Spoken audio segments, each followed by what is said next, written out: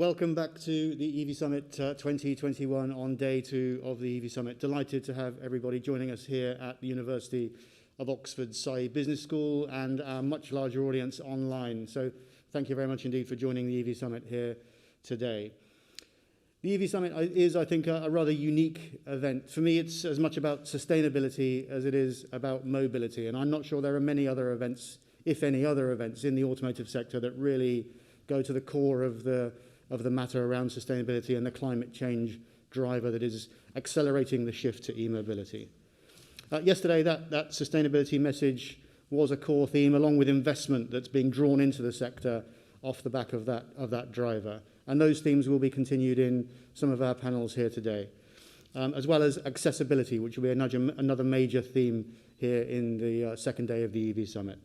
And I'm delighted to announce 5 sponsors today. So Maria Bengtsson here on stage with me now from EY, who are a long-standing friend of the EV Summit, as are BCLP, the global law firm, who will join us later.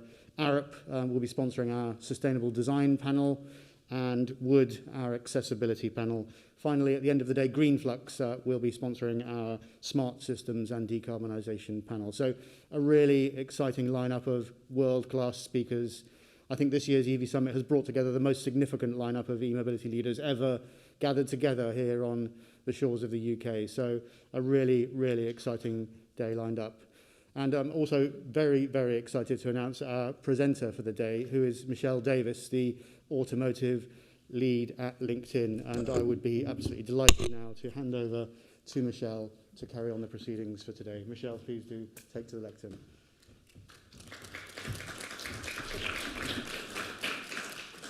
Thank you, Aid. I'm so happy to be here today to present the second day of the 2021 EV Summit. This event is particularly important to me because it's an area we have put a lot of focus into the past few years. EV on LinkedIn is huge. It's been a growing topic of conversation amongst members on the platform for the past 4 or 5 years, and engagement with EV content today is at an all-time high.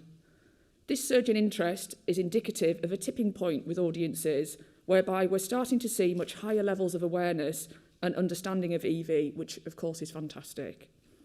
We've got a brilliant day ahead, not least thanks to an amazing lineup of speakers on our 5 panels, which will be kicking off shortly. But that is only one part of the EV Summit. As Aid mentioned, we'll also encourage you to take full advantage of networking opportunities, both in person and online, via the eSummit online platform. We'll have plenty of chances throughout the day between panels for you to meet your fellow delegates. And we've also got some really exciting exhibitors to make sure you take time to visit those. Here in Oxford, we have the brand new Hyundai Ioniq 5 and also the Hyundai Kona. From EAV, we have their 4-wheel e-cargo bike, and I'm delighted to say that we've also got the Polestar 2. And finally, we have an electric van from Arrival, who are exhibiting in collaboration with LeasePlan. For our online audience, you can find out more information from all of those companies and also from Zero Light. So do check out our exhibitors wherever you're attending from. It's time to start off with the first panel of our 5 panels for today, our Sustainable Fleets panel, which I'm delighted to say is sponsored by global consulting firm EY. Before we introduce our panel speakers, here is a short film from EY to visually introduce the panel.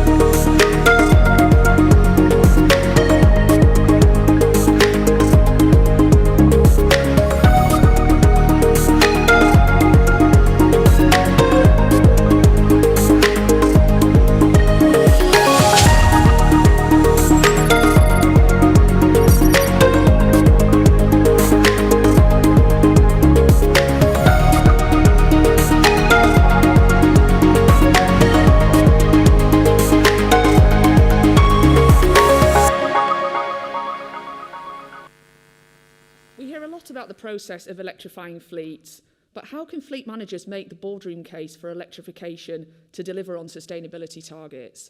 That's the question we'll be asking our panel today. To answer that question, our 4 speakers are Maria Benson, our panel keynote speaker and partner at EY, who is the UK electric vehicle lead. We also have, joining online, Marcus Kroger, who is CEO of ABB's EMOBILITY digital venture. We have Tim Jones, Director of Marketing, Communications and Sustainability at DPD Group UK, and we have Alfonso Martinez, the MD of LeasePlan. Thank you all so much for joining us today. So across to all of our panels today, there will be the opportunity to ask your questions. So please do send in your questions for our speakers throughout the day via the chat box tool next to the live stream on the EV Summit online platform.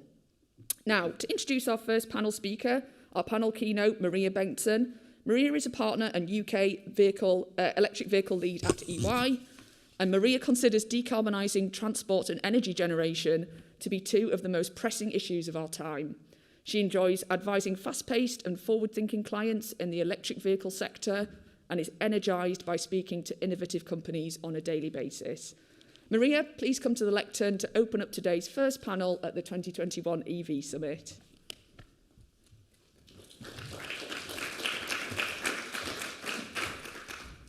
Thank you, Michelle, and thank you to Aid and team as well for organising this great event. It's fantastic to be back in Oxford again after 2 years away, and it's great to see so many familiar faces and meeting some new ones as well.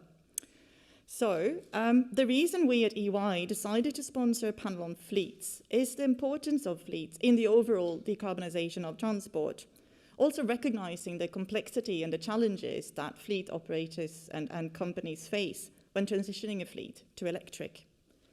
We at EY, we've conducted a series of studies around consumer attitudes towards electric vehicles and fleet operators' views on electrification. And we've also produced an EV readiness index for 10 key markets. And you'll all be receiving information around how you can access some of these studies through the EV Summit organisers. I'd like to spend my presentation today outlining some of the key findings in our studies with a focus on the fleet operators. We know that many of them are concerned about the timeline for government's plan to ban the sale of ICE vehicles, citing limited driving ranges of currently available EVs, a lack of charging infrastructure, and the price points of many vehicles as the main blockers. In fact, more than half of fleet managers cited lack of public EV charging points as the main roadblock to EV adoption for them, and 40% had no charging facilities on their premises at all, so we're totally reliant on public charging. 51%, so just over half, cited limited range of vehicles as a blocker, and almost half as well, again, mentioned elevated price points of electric vehicles versus ICE vehicles as a deterrent. So just to bring this to life a bit, I thought I'd share a few specific comments and concerns which fleet managers have relayed to us. So starting with the vehicles themselves, concerns are mainly around suitability and uncertainty around costs of the transition and the operations. Saying, for example, we're currently trialling EVs as part of 2-man home deliveries for local retailers. EVs did not work for rural deliveries. Another one said, I don't want to be stuck with 50 electric vans that I can't do anything with after 5 years. Another one said, we charge them at our yard, but it's all from the mains, and I know what we sort of paid before, but I can't see how much it's costing us now, really. And finally, maintenance is supposed to be simpler, but no one knows really, and we'll just have to see how they do and keep an eye on it. The next big point that I mentioned was charging. So in terms of charging, it's around charging location, size of the depot capacity, etc. for vehicles are critically important, with public charging not really seen as a desirable option for fleet managers. And there's also a clear need for payment systems. Some companies are using company credit cards as fuel cards to bridge the perceived gap between different charging solutions. And some of the comments that we received around charging include, I don't really know what we need to do to go fully electric. We probably have to tear up the whole depot and need more electricity lines. It's because of the revolving door culture at our company. It would not be a wise investment to install a home charger for each employee. We just don't see it as viable. And finally, I can't have a team of 4 sitting by the roadside doing nothing for an hour. That's 4 hours I'm paying them for nothing. And then the final subject is around government policy. And it's seen, the uncertainty around government policy is seen as a risk as it impacts the EV transition decisions. And we received comments such as, I think grants currently save me around 3K on a van. How is that going to look next year? And another one said, there's a government grant, isn't there? Is it your capital gains tax or something? And internally as well, fleet managers are finding themselves having to liaise with and managing a variety of stakeholders about electrification and charging infrastructure, from special projects managers to sustainability directors, operations and facilities managers, human resources, etc. The list goes on. And this is a greater complexity than their usual role, and it is challenging. So despite these concerns, though, firms are already investing in EVs.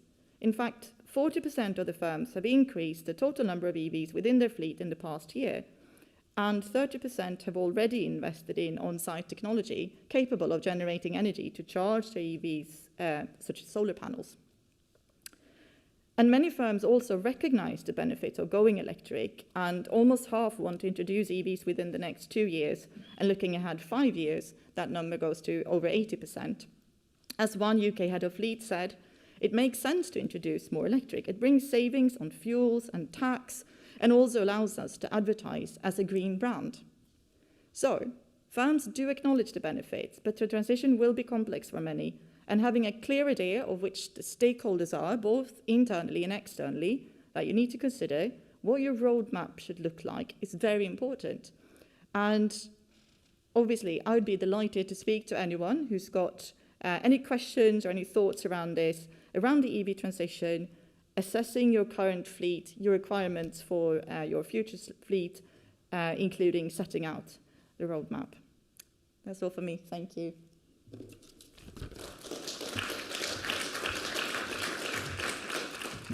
Thank you, Maria. So we're starting now to get some questions through, which is great.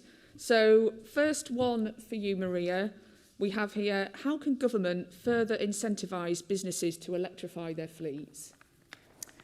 So I think the overwhelming impression I have when speaking to people and going through our studies is around cutting out some of that uncertainty.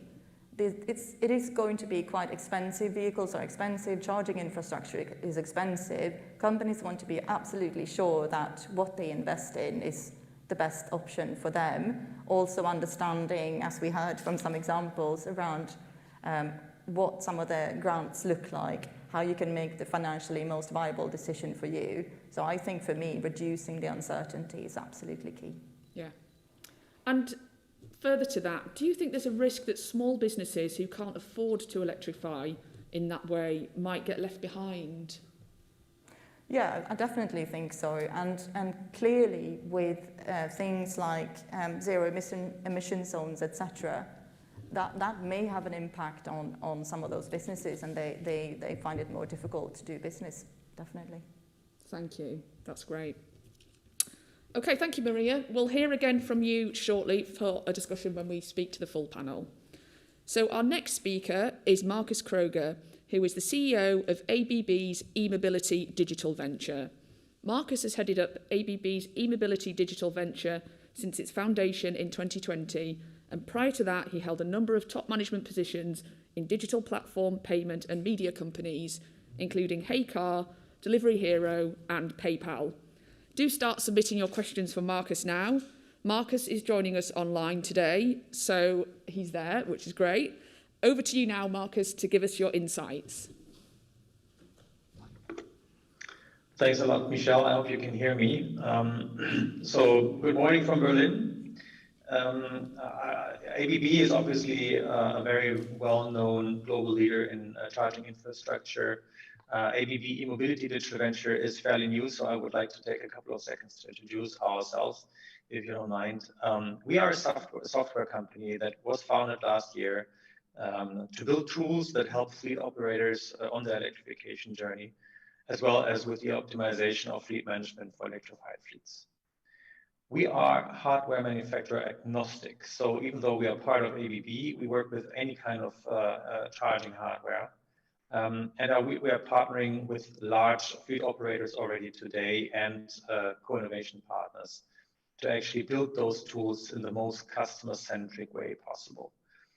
And since we are still fairly young and bring together very deep expertise in electric charging from our ABB heritage, best of breed fleet management expertise and digital product building, we have the luxury of using the absolute latest technology and learnings from today's challenges to build the best products possible in that very context. In fact, we launched our brand Penyon yesterday, together with our website penyon.org. So if you're interested, please stop by and visit.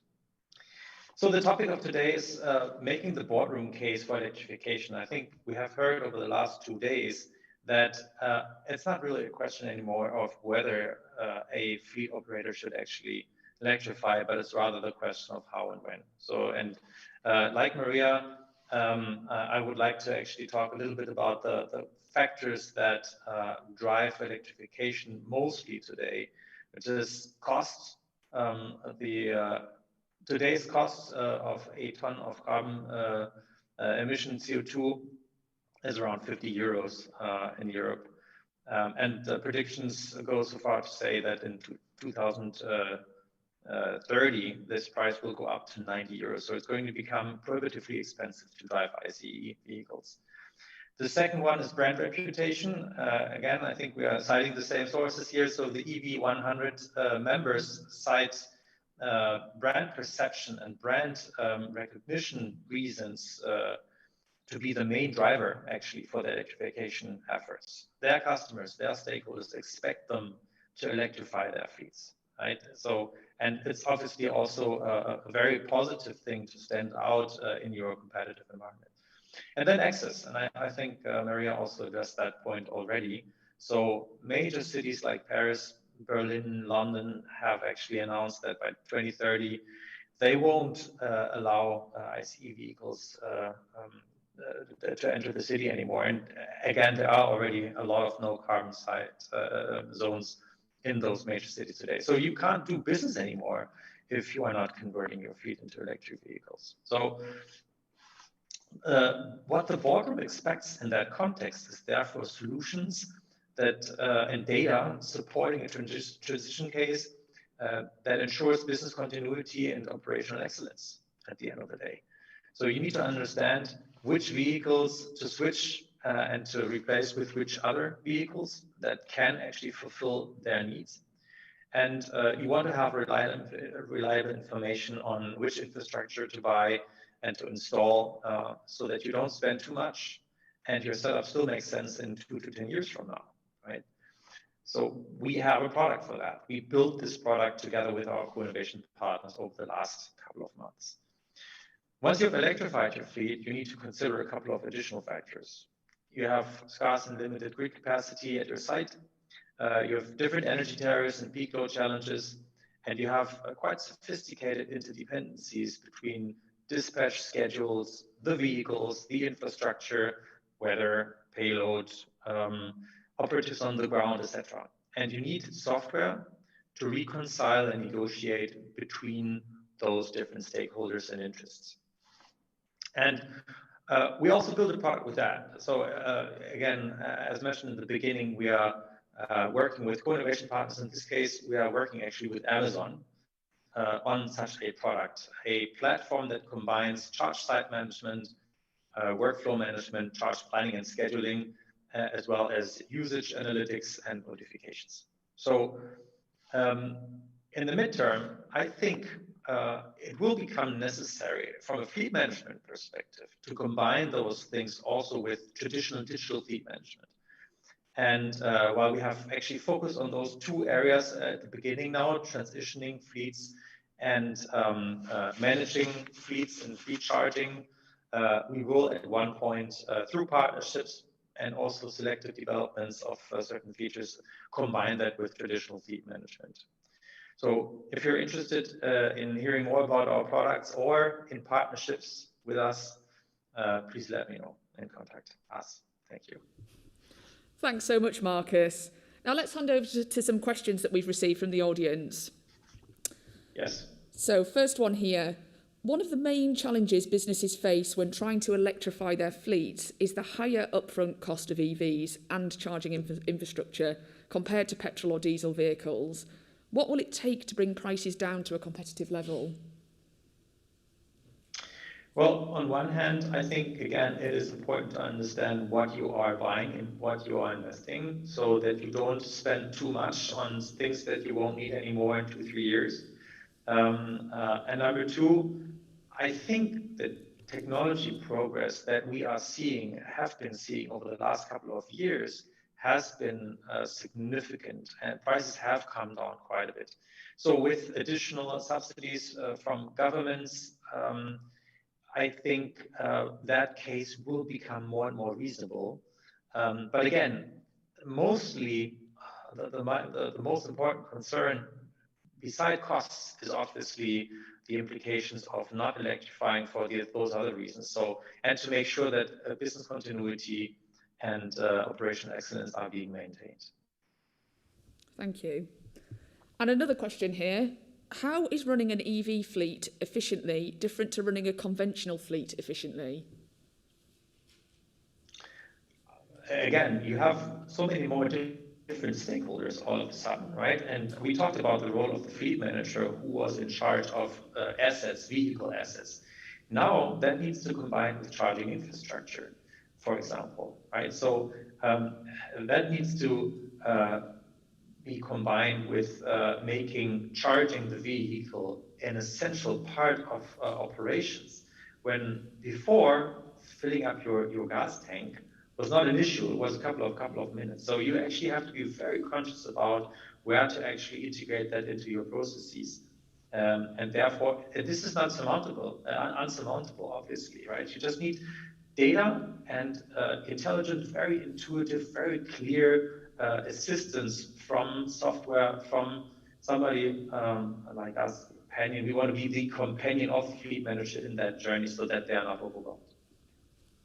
Thank you. It's been fantastic to hear from you, Marcus, and we'll hear again from you shortly. Our next speaker is Tim Jones, who is Director of Marketing, Communications and Sustainability at DPD Group UK. Tim was delighted to be given the opportunity to lead DPD's sustainability programme in June of 2021. He is passionate about fleet electrification and DPD's journey to deliver an all-electric in 25 major UK cities by 2025. That journey started here, right here in Oxford, which now has an all-electric DPD fleet. Tim, I'd love to hand over the stage to... outside of work, it's electric guitars that actually occupy Tim's time. And although I'd love to hear some of that now, I'm going to hand over to you to talk more about DPD's transition to an electric fleet. As ever, in the audience, if you have questions, please enter them now and we can give them to Tim later.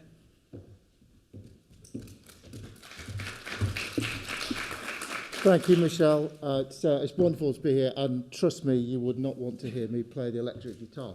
But hopefully you'll enjoy hearing what I've got to say to you over the next 5 minutes or so. So I would like to really talk to you about the sustainability journey that DPD's been going on. Now, for many years at DPD, we had a three-pronged strategy. There were three core things that we did. We aimed to have the best service money could buy, to give the million or so parcels we deliver every day and the 2 million or so we deliver in the peak periods, the best possible service in the industry, to use the best technology to enable things like 1-hour time slots for receivers, to have the best people in the industry. But almost 2 years ago now, we decided we needed a fourth element to our strategy, a strategy that had served us very well for 10 years. And that was to be the UK's most sustainable delivery company. We knew we had to change. We had to get to a sustainable point. And we knew that the key area in our business for us to change was the fleet, to start the journey of moving away from purely diesel vehicles to electric vehicles. So that was the vision. We had the vision to electrify the fleet, but why is the company doing this? We've heard this rage, why should we do it? Why are people doing it? For us, it was a very simple thing. Sustainability is high on the agenda of our customers. They're asking us, how are you going to make our supply chain sustainable? How are you going to make it greener? How are you going to respond to the needs of the consumers, those million or so consumers that we go to every day, sometimes the same, sometimes new, sometimes different? They are demanding that from us. So we have customers demanding it, and we have their customers who we deliver to demanding it as well. So they're important drivers for any commercial organisation. But it's also because we all share the same address. What do we mean by that? Well, we all have one thing at the end of our address. It's called the Earth, okay?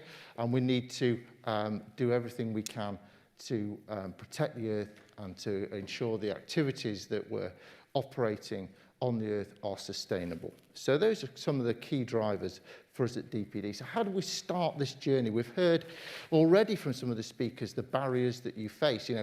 We had only 149 electric vehicles as of January 2020. But we have now been able to move that forward. To work with manufacturers, to work with different companies. And in that short period of time, by November this year, we'll have 1,700 electric vehicles out there delivering up and down the UK. So for us, this isn't just taking a specific city or a small area and putting a number of vehicles in there. This is a mass change, okay? That will take us to around about 15% of our total fleet operations being delivered on all electric clean vehicles. So it's been a big step forward. But what's really also been very important is the journey. We found barriers, not only with the cost, which has been well picked up on already, but also on the availability of vehicles. We need manufacturers to make more electric vehicles so that there's more competition for electric vehicles so that the prices come down. This would address some of the issues. You can see from our fleet there that we've looked at all sorts of different electric vehicles, from cargo bikes to the Paxter from Norway to a range of different smaller vans, and finally settling and finding what we need as an operator, a larger 3.5-ton van, which is all electric, and ticks the boxes that we need for the battery life and the capacity of the vehicle.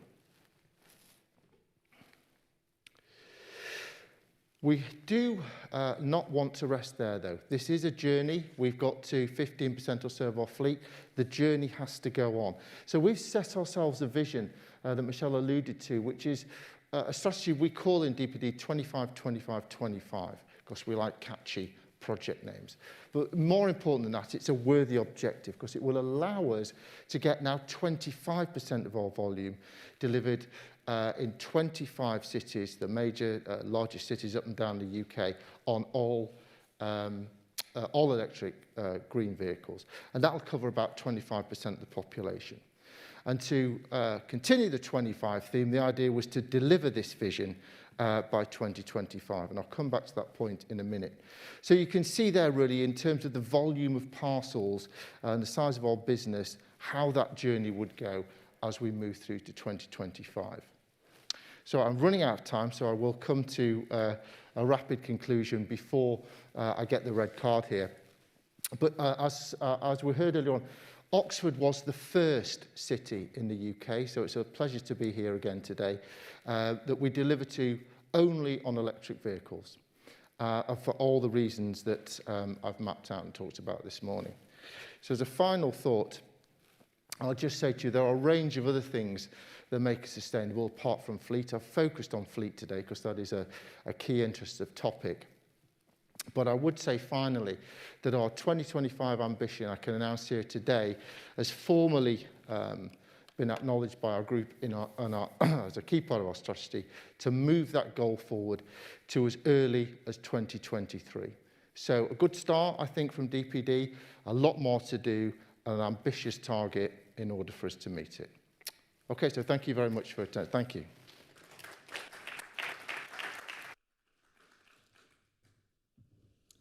Thanks very much, Tim. We're now starting to get lots of questions through from the audience, which is great, so keep them coming. So I've got a few for you here.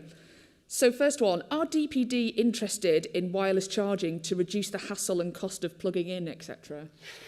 Absolutely, and I think as you've seen from, let's just go back to the vehicles a minute, you look at the mixture of different vehicles, we've tried a number of different vehicles. We've also tried a number of different solutions to charging. We've looked at the depot charging, at home charging, and at other public types of charging. The technology is evolving and changing all the time, which is why you see new vehicles coming on the market with new and different types of batteries. And to answer your question directly, we're seeing new charging technologies come on.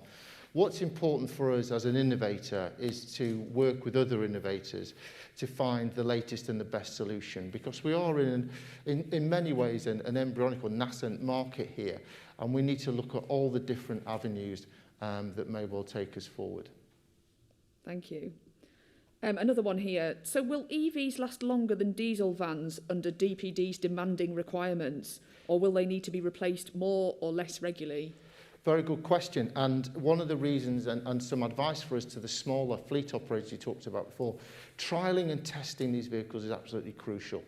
And before we place large orders, we've placed orders for 500 units of one vehicle, but only after rigorous testing. We know it will match the journey times requirement, that it has the capacity, and that it's fit for purpose. So it is crucial that you find vehicles that are fit for purpose. And indeed, one of the criteria for that would be the lifespan. Different operators have different lifespan expectancies for their vehicles, but our electric vehicles are aligned with the diesel vehicles that they're replacing in that respect. That's great. And finally, why did you decide to make Oxford the first location for the 100% electric fleet? Well, because, again, we have a very large depot facility just outside, or near Oxford at Vista, and that was the first depot we've built that was built on a carbon neutral basis, so with recycled offset materials and various others. So it seemed logical to put a large EV fleet in there that would service Oxford. Also, we have strong relations with the authorities in Oxford as well, and you know, they were receptive, very encouraging to have that. And it will be, as our previous speaker said, more and more of a require is more and more city authorities will eventually come to banning diesel vehicles in the centre of their cities. So, you know, this is something that we don't really have a choice in and need to adopt, as well as it being a great thing to do for the environment. Thanks again, Tim. Thank you. So we'll hear from you again a little bit later after our final speaker, who is Alfonso Martinez, the Managing Director of LeasePlan UK, who are actually exhibiting today with their Arrival electric van. So do remember to visit all of our exhibitors, either here at the University of Oxford Saïd Business School, or online via our EV Summit online platform during the networking breaks. Alfonso has overall responsibility for business performance and the strategic direction of LeasePlan UK across corporate, SME and public sectors and consumer markets. He joined LeasePlan in 2006 as the CFO of Spain, became Managing Director of LeasePlan Italy in 2012 and started his current role in January 2019. Please do start sending your questions in for Alfonso now. Alfonso, thank you for joining us today. Over to you.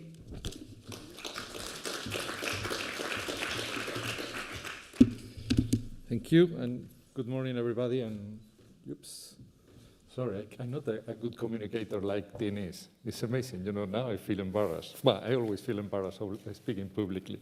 Anyway, so it's good morning, everybody. As said, my name is Alfonso Martinez. You know, leading the UK organization, and I'm really delighted to be today here. You know, there are not that many people here physically, but you know, after almost these 18 months. You really need it, you know, you really need to see people. So thanks for being here, and thanks for giving me the opportunity to be here.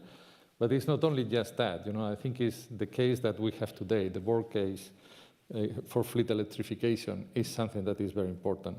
Because at the end, we all know, you know, that the environmental case is there and makes sense. But, you know, it's not far from the board case, you know, for the boardroom case. And especially if you think you know, you see the latest IPCC report that says is how hot the last period has been, and you know how much we are impacting on this, you know, on this climate stuff. So at the end is becoming electric means also less pollutants, because if you think in the nitrogen dioxide is really bad for our health, it's bad for our lungs, and it's something we are doing also with the IC cars. But before I go, as I say, it's very important to remember that this environmental case is fairly close to the boardroom case. And in fact, it's just a part of it. Most companies do have, a plan to go, green and becoming more environmental and things like that.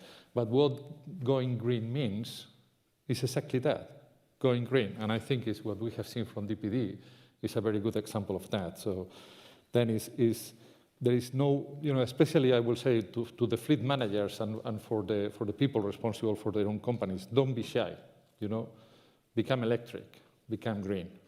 Just do it. So it's nothing else, nothing more.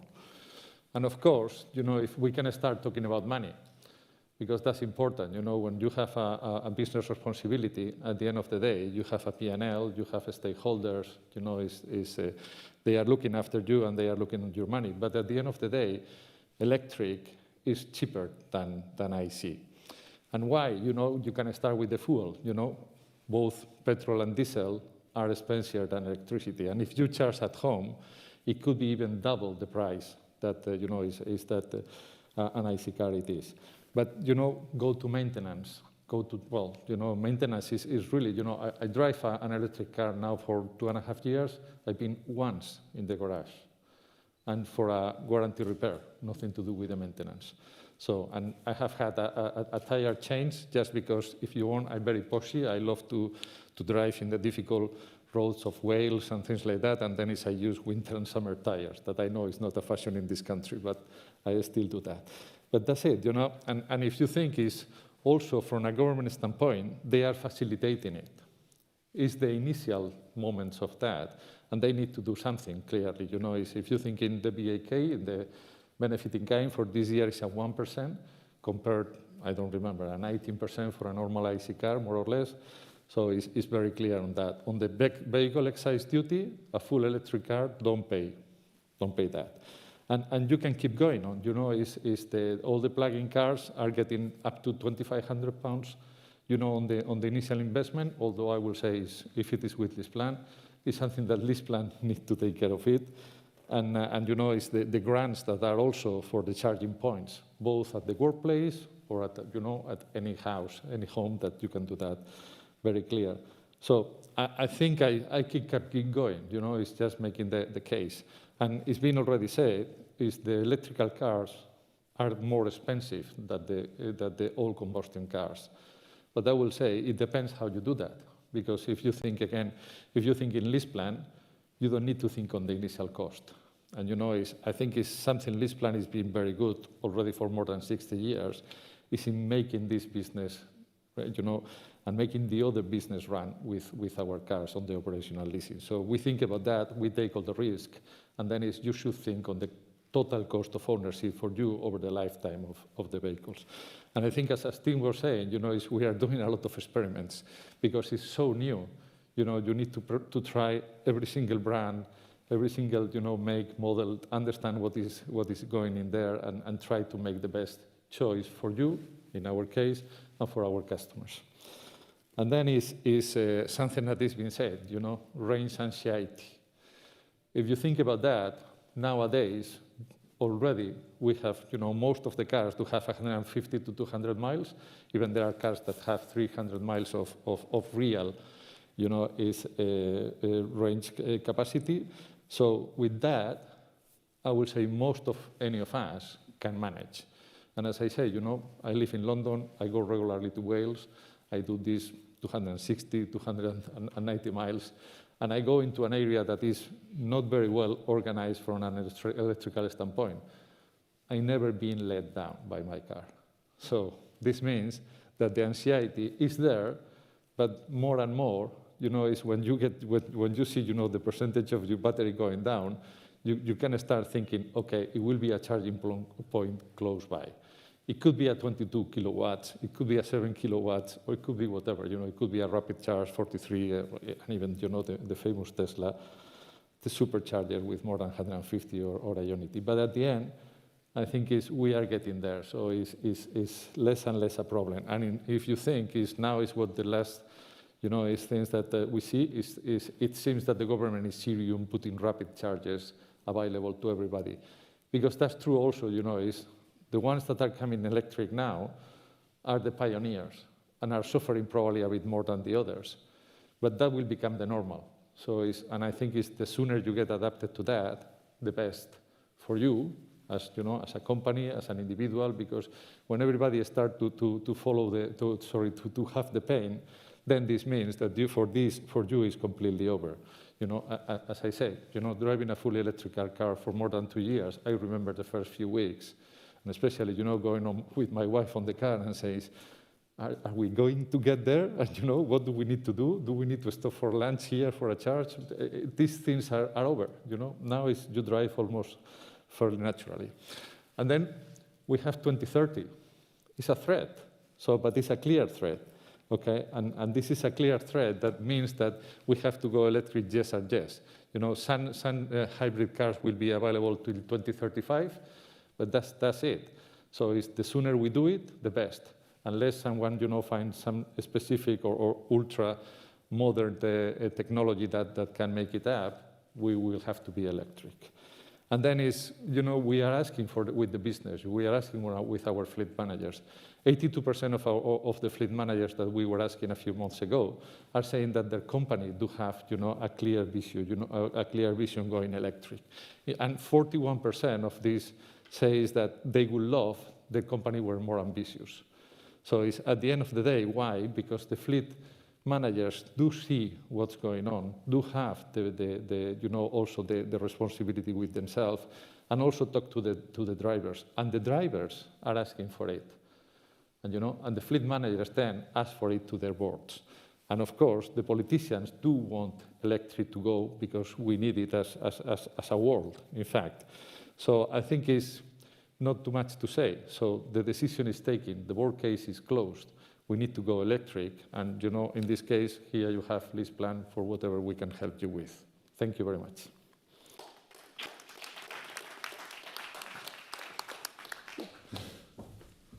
Thank you very much, Alfonso. Now let's see which questions have come in from the audience. There's a lot coming through about charging here. So first one, for smaller fleets, how important is the provision of local public charging in the decision-making process of moving to electric? Well, I think as I was saying, is when you go electric today, you are the pioneer, and then you have to think first is how can you sort it out. So if you have a possibility to charge overnight, in all honesty, you have to go for it. So you need to take the grants that the government is giving, and then on this way you are completely safe, completely secure. If you are in a small company, you will do this 150, 200 miles a day. It won't be a problem. You won't need to stop. In fact, I was talking to a taxi driver the other day, and he was saying, in fact, it was in Spain, I do 200 kilometers a day. I never charge anywhere different than home. So that's the point. So I think people need to think about that, but should not be relying at this point of time. In the future, I think rapid chargers, ultra rapid chargers will be everywhere. But today, you still should think, if you can, go with yourself. On the other hand, I do not have a charger at home because I live in an apartment and I've never been let down. Thank you. And how important is vehicle-to-the-grid technology within this space? Well, I think it's all about technology. You were talking about Arrival. We were visiting the research facility that Arrival does have in Banbury last week, in fact. And, it's amazing, it's the things that are happening in this world. And, it's when I see things like, again, having a partner Arrival is, for me, is simply, open eyes opener, because they are doing something different than most of the OEMs that are converting the all IC cars into electric. These guys are building a real electric car, start from the beginning, and that makes a big difference. And you see all the different technologies they are putting there. I think they are going at a huge speed. Of course, the OEMs, the traditional ones, do have a big R&D budget, and they are going on the same way. So I think it's a big change in technology. It will keep being a big change in technology, and that's it. So I think as I said, is probably the problem when you buy today an electric car is, am I buying the right or the wrong one? Again, don't buy it, make an operational leasing with lease plan, and sorry for the publicity, because then they will take care, of this after 2, 3, 4 years, and you don't need to think you have done the right or the wrong decision, It will be for someone else to think about it. Thanks. And then finally, we've got one here. As a private car owner, I might buy an ex-lease car. How soon will you be releasing electric vehicles into the second-hand market? In fact, we are already selling some electric vehicles because they were really early adopters, and I cannot tell you, we are probably selling 5 to 10 cars every month. So this means that there are already electric cars from us, from our fleet, coming down to the market. But they will keep coming and coming. So it's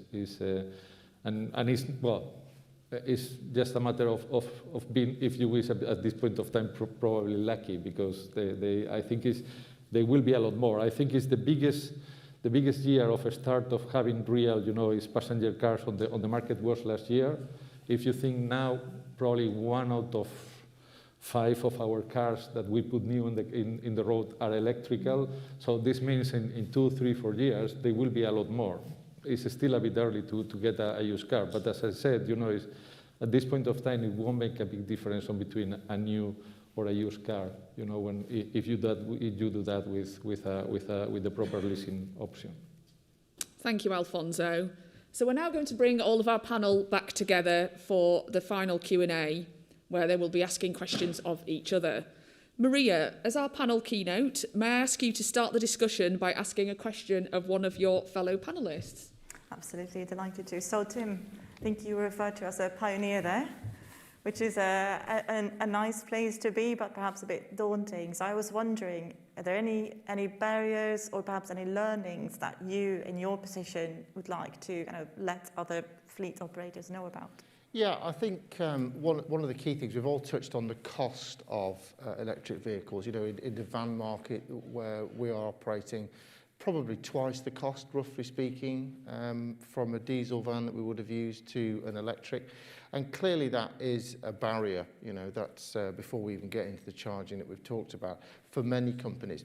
But if you look at the longer term, and Alfonso touched on it, once you have overcome the initial outlay, it does become cheaper to run electric vehicles than diesel vehicles. So it's about looking at the longer term point that says, how can we get over that initial outlay of expenditure and get to the point where we're now spending less running this vehicle. And as you start to increase your fleet size, the benefit of that will obviously pull through and may allow then companies to fund the initial outlay for the extra vehicles.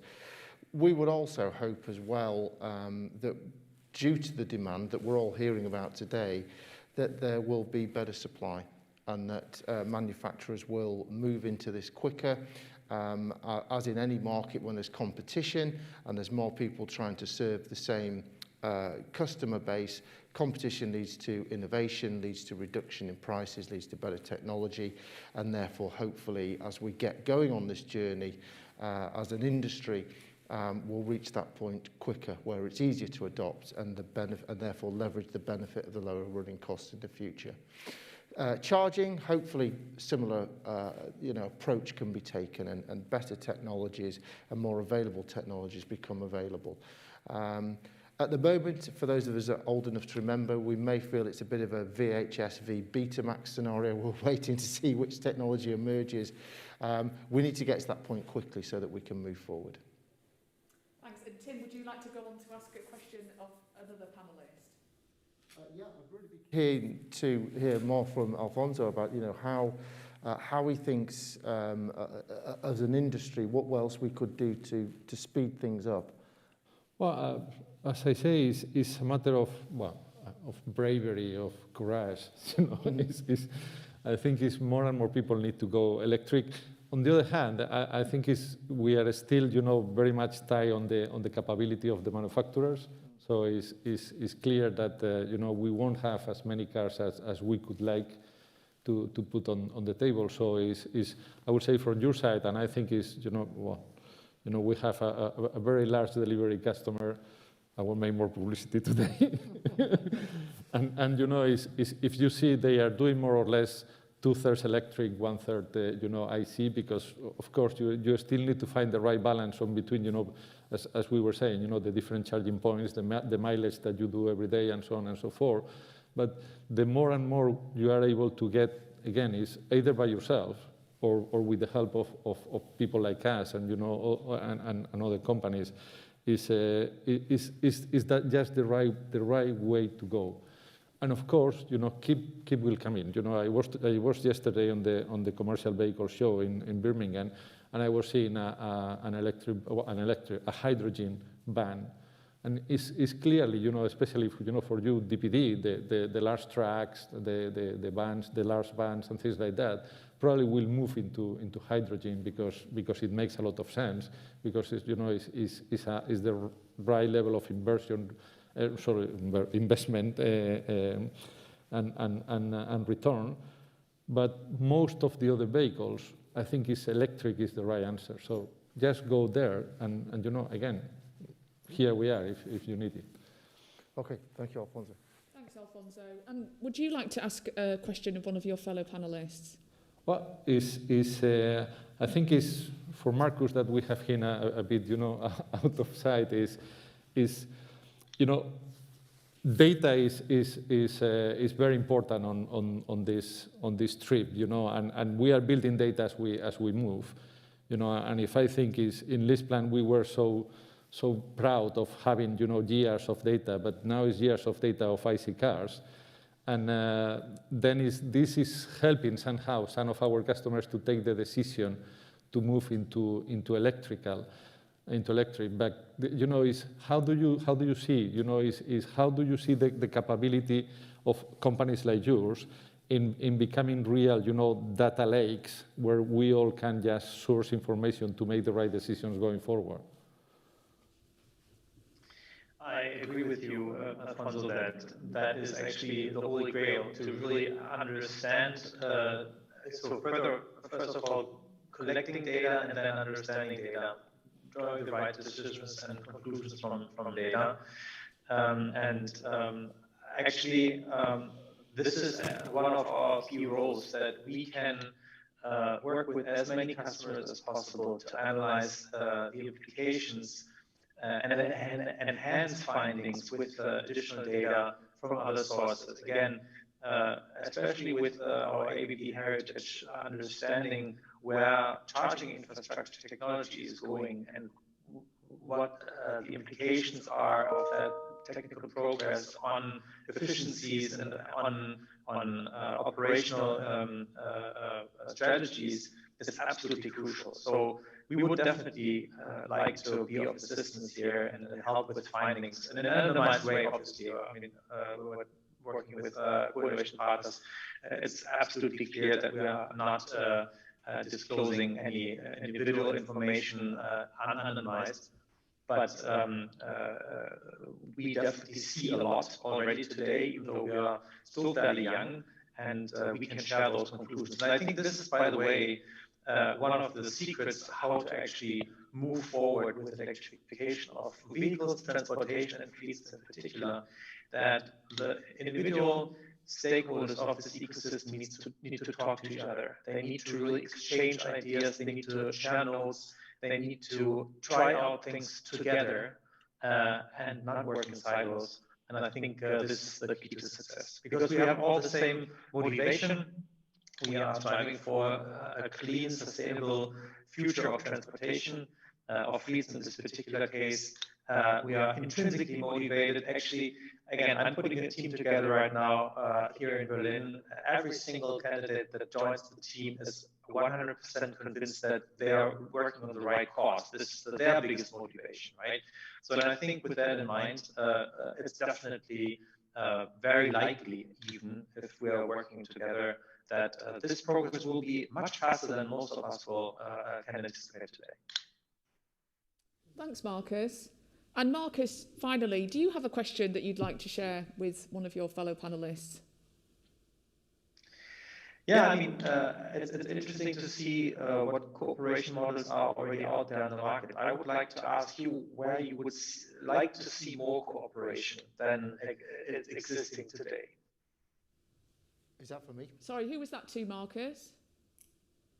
Yes, let's say Tim. Yeah. Tim. Okay, Great, thank you. thanks. Yeah, I think we'd like to see, more cooperation between a number of different stakeholders, really, not least government. There are lots of, ambitious targets stated and an objective set, but it would be good to see government giving some leadership, I think, to the EV manufacturing industry, perhaps with incentives, maybe financial incentives, maybe tax breaks, but to look at different ways that they could encourage vehicle manufacturers to get into this whole electrification game quicker.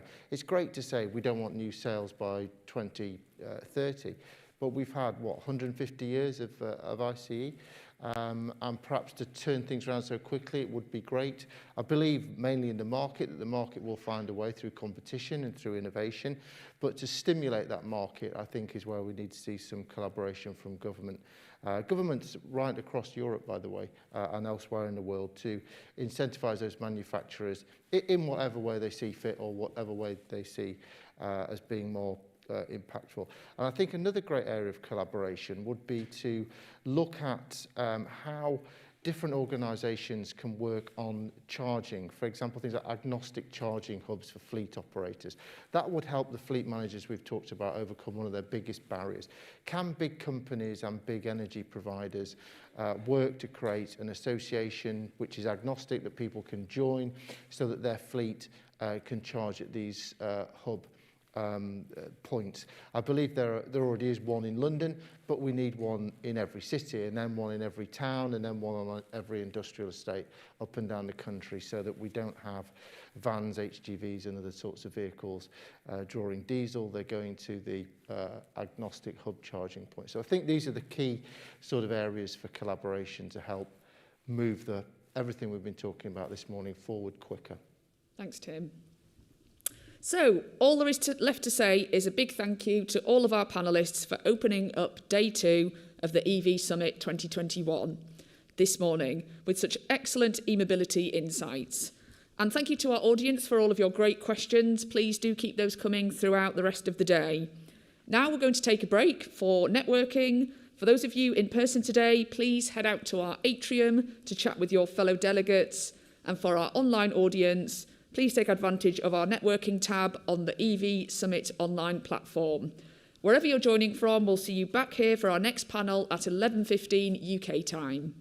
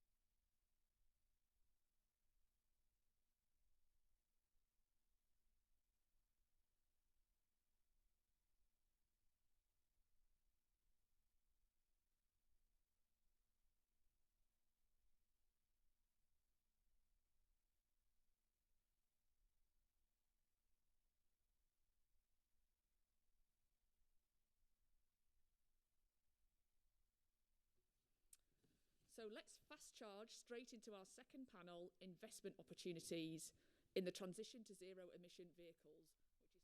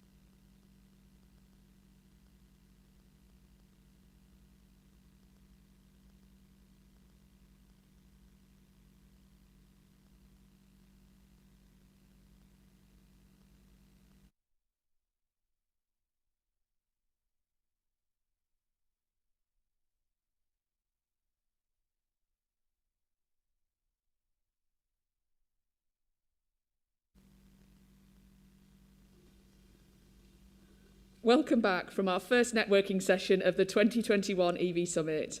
I hope you've made some meaningful new connections and had the chance to visit our exhibitors as well. Let's fast charge straight into our second panel, investment opportunities in the transition to zero emission vehicles, sponsored by a great friend of the EV Summit, BCLP. Once again, we'll see a short video from our panel sponsor before we hear from our speakers.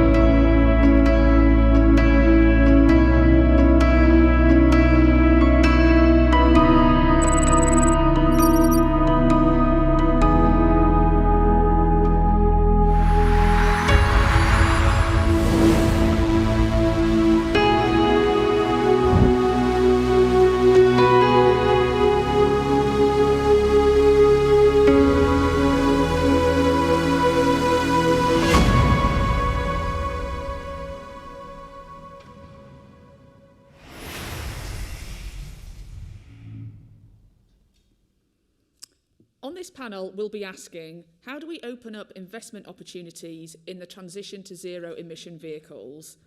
Our four speakers who will be answering that question are Mark Richards, our panel keynote speaker and partner and co-leader of the Energy, Environment and Infrastructure team at Brian Cave Leighton Paisner, BCLP. Then we have Maurice Hochschild, who is chairman of the Osprey Charging Network. We have Kate Black, head of the Office for Zero Emission Vehicles.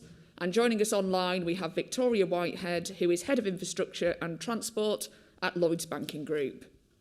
Thank you all for being with us today. It's super appreciated. Our first speaker from our panel sponsor, BCLP, is Mark Richards, who is our panel keynote speaker. Mark is a partner and co-leader of the Energy, Environment and Infrastructure team. Mark is a lawyer specialising in infrastructure development and financing. He's also very passionate about cars and motoring. Mark's mother has confirmed that his first word was car. Mark was an early adopter of electric cars and has one of the first Tesla Model S's, which proudly displays over 431,000 kilometres on its odometer and apparently is still going strong. Do remember to submit your questions for Mark, both online and here in person, and also to our full lineup of speakers today. So Mark, please come to the lectern to deliver your keynote.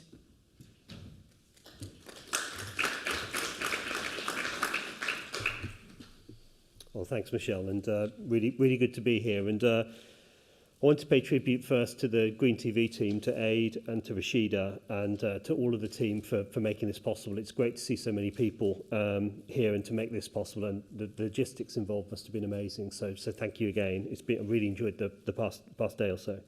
So yes, I'm a lawyer. I'm the regional practice lead of Bryan Cave Leighton Paisner Energy, Infrastructure and Environmental team.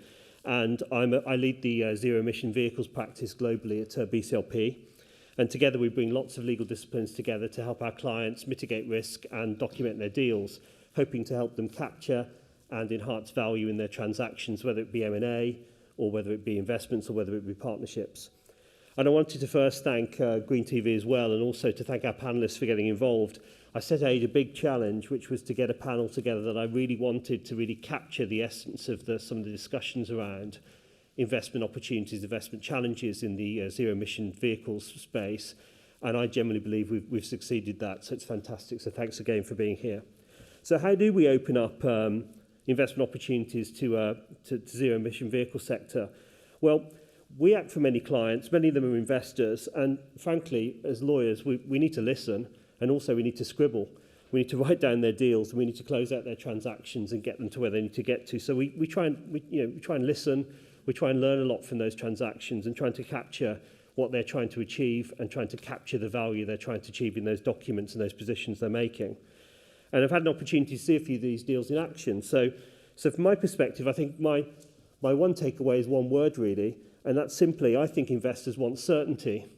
But wait a minute, they don't want too much certainty. So for me, it's really a balance of risk and reward. And I think that's crucial to some of the discussions that we've had over the past day or so. And it's going to be crucial in terms of how we scale this industry up further. Too much risk, and you don't want to invest. It just becomes effectively the 430 at Kempton. You're going to get your money back or not. Too little risk, you're not going to make a return on the capital invested. You might as well leave it in the bank. So it's a really difficult balance to be made. And as the industry grows, it grows from early stage investment, friends and family, crowdfunding, VC, all the way through to more established private equity models. Maybe there's a debt case to be made in some of these transactions, all the way through to that elusive IPO, or possibly even some kind of industrial strategic partnership with a big player as well.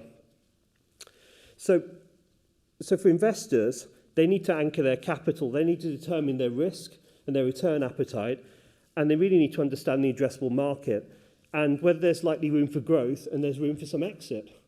And ultimately, we've seen a number of investment firms who are interested in the sector, but not many that have been fully focused on the EV sector as well. The one that springs to mind, and I don't think I mind me saying it, was BlackRock. They actually had effectively a mind-to-wheel-based investment fund, which was looking at listed and some private investments in that space. But ultimately, really, when we're looking at this, and you're looking at how to really truly open up the sector to investment, our industry, as in all of us in this room now, need to actively engage with investors. And that means everyone in this lecture theatre and all of those watching online, and we need to pitch the sector. We need to really just sit down and talk to these investors about what we can do and what value we can create for them going forward. And there's a huge number of opportunities here, but ultimately, from an investor's perspective, they have a number of sectors to be covering. So in a noisy space in energy transition, EV needs to be shouting very loudly to become an investment opportunity. Now, as an industry, I think there's a lot of positive tailwinds which are very beneficial to investors, and in no particular order, and I'm sure the panellists will cover some of these, the political and policy tailwinds, banning of ICE vehicles, city clean air zones. We're leading to businesses making real decisions based on economics about them avoiding having stranded assets and having obsolete vehicles. ESG tailwinds. Most investors have to invest in ESG-focused funds. There's no other route for many investors and those people collecting those investments for others. There's increased tangible benefits. We've heard from the fleet discussions this morning about the total cost of ownership. Those things are really making a big difference in people's decision about the cost-benefit analysis of owning EVs. And finally, just simply, there's a momentum. the growth in EV sales, both in public transport and in private ownership and in fleets, that in itself is creating its own momentum and creating the ecosystem around that. But against that, it would be wrong of me as a lawyer not to mention some of the negatives or maybe some of the uncertainties around the sector, which could be headwinds in some respects. And from my perspective, some of these are the technology risk, uncertainty around market adoption, discussions around demand risks, capital requirements, whether investors are suited to deploying lots of capital in these sectors or whether they actually like most sectors, most of the startup investors, by way of example, they like software. They like CapEx-light transactions rather than CapEx-heavy transactions. Temporary barriers, myths, myth-busting, all those sorts of things. And I think for me, there's a number of things that we could be doing as an industry and speaking to governments and speaking to other agencies about, which could be helpful in terms of improving the investment horizon for the EV sector. And in no particular order, I generally believe that governments, not expecting governments to do everything, but it would be really great if governments, by way of example, decided that they were never going to buy another ICE vehicle, that their procurement was all EVs going forward. That would help create an embedded demand. Greater capital allowances and tax benefits for buying CapEx involving EVs would be useful as well. Carbon tax is a big £500 animal in the room. Could that be something that could apply, or just simply applying greater levels of tax to ICE vehicles? Rate benefits and benefits for creating urban clusters. Passing of planning reforms for charging points, deregulation and helping DNOs defray some of those costs around. We've heard that before. There's a tremendous opportunity for EV investment and a tremendous opportunity for us as an industry to engage with our investor colleagues to help accelerate the transition to sustainable transport. I find myself in the Nelson Mandela Theatre and reminded by one of my favourite quotes from Nelson Mandela, which is, "It seems impossible until it's done."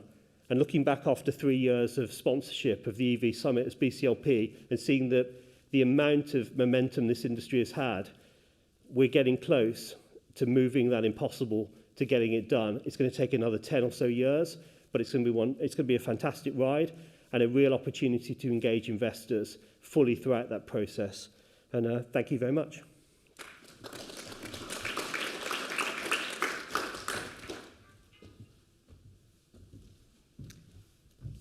Many thanks for opening up our second panel, Mark. Now let's take a look at some of the questions that we've been receiving from the audience.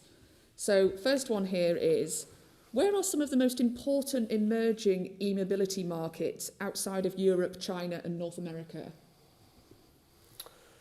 Oh, that's a good question. To be frank with you, I'm not seeing much significant activity beyond the more developed economies. So, for instance, Singapore is a great example of a lot of activity going on there as well. But the bulk of the activity I'm seeing at the moment is in the North America, in the established continental European space, and China is just massive in itself. Interesting, thanks. And leading on from that, how can we ensure that the rush for commercial investment in EV and EV charging doesn't leave certain regions or areas left behind? It's a good question. I think ultimately it's really a function of the market. I think that with all of this discussion, there's always a question of equity, whether it's equity in terms of those left behind, in terms of those who can't afford EVs, and in particular the spread of that investment across the industry as a whole.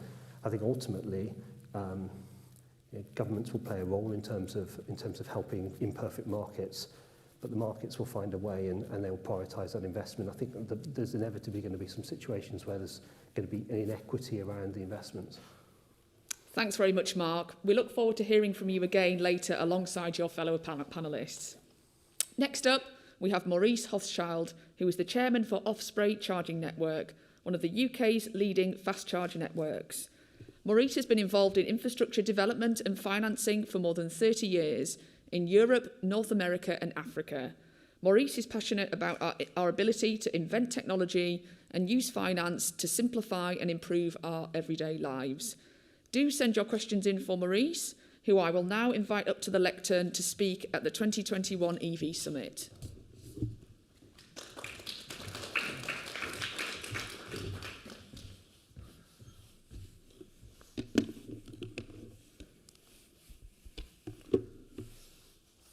Great, thank you. Good morning, all. Thank you to AID, GreenTV and the team, speakers, and of course BCLP and the other sponsors for this event.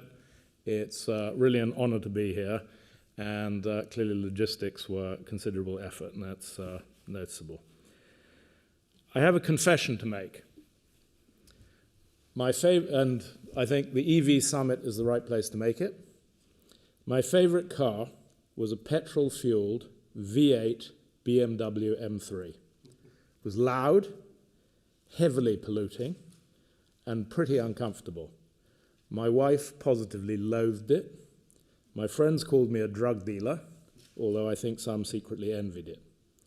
But now I'm reformed, not just for the greater good, I'm also converted. An electric car, as anyone who's driven one or owned one for any period of time will tell you, is simply a better car. And this is the key to technology adoption and success of new technology. It has to be a better customer experience. I have 5 minutes.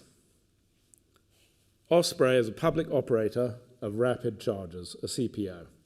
We're only about 2.5 years old, properly dating back to the first significant investment from Cube Infrastructure Partners. We have a sister company, Metropolis, the CPO, who operates networks in and around suburban Paris. However, I'm going to focus on the UK. We have around 200 charging locations in operation and late-stage construction in the UK, including a number of hubs, and we're working on as many more. Our overwhelming focus is to serve our customers. These are drivers and landlords, and the landlords are both private sector and public sector. We seek to bring a relentless focus to service, to bring people the charge they need, where they want it, and when they want it. To this end, we don't use proprietary systems. We prefer open source so we can pick the right equipment. We do all the site design and planning in-house and have our own software capability so that we can adapt to the changing market. Despite being young, we're rated in the top 3 by UK drivers. First point I want to cover briefly is some of the misperceptions that I think have been raised by some other speakers, but are also fairly widespread in public commentary on the sector. First is we have absolutely no idea where the charger numbers that are commonly thrown about come from. We have 200,000, 300,000, the UK needs 400,000. Pick a number. If we're talking about home chargers, sure, eventually we'll need millions. But a home charger doesn't have to be more than a 16 amp plug. Ideally, it's a bit higher than that, but 16 amps work. Fancier setups are available, but a basic one does the job. 16 amps is around the same as your oven plus the kettle, and the average UK daily trip is 16 miles. You'll get this from a 16 amp plug in an hour and a half to 2 hours, which is a little longer than it takes to do a little less than a turkey and longer than the loaf of bread in the oven. And you can start the charger after you've had your dinner. For public rapid chargers, we estimate that by the back end of this decade, we'll need some 20 to 30,000. Eventually. We don't need them all today. Consider for a moment that there are around 70,000 petrol pumps in the whole of the UK. EVs can charge at home, and even allowing for shorter range, assuming that remains the case, it's clear we are very unlikely to need hundreds of thousands of public chargers anytime soon. Second, the lack of public rapid chargers. All UK rapid chargers, meaning over 50 kilowatts, are used today, on average, a little over 3 times a day. well below capacity. This does mean, this doesn't mean that there are not problems. Some are used less than once, and some over 20 times a day. Why do these misperceptions matter? Because they paint a picture that we have serious problems. We don't. We have the challenges created by fantastic growth, over 120% in the first 7 months of this year alone. Physical and digital infrastructure needs to improve, but it's improving every day.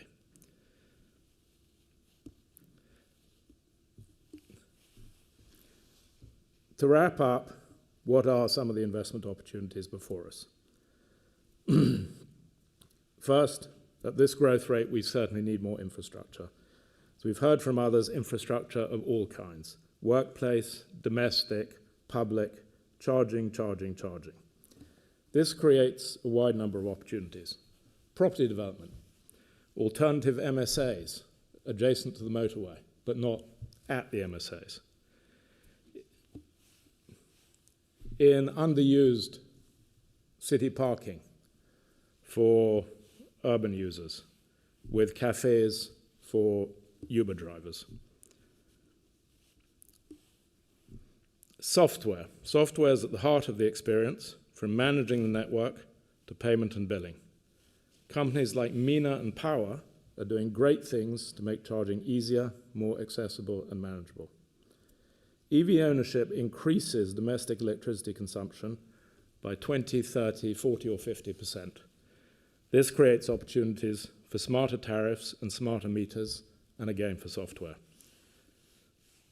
Thirdly, generation and grid. Transport electrification is an opportunity for the generators, suppliers, DNOs, and IDNOs. Growth in the asset base and growth in income. In summary, these aren't really problems, they're opportunities. And money is certainly not the problem, there's a wall of it.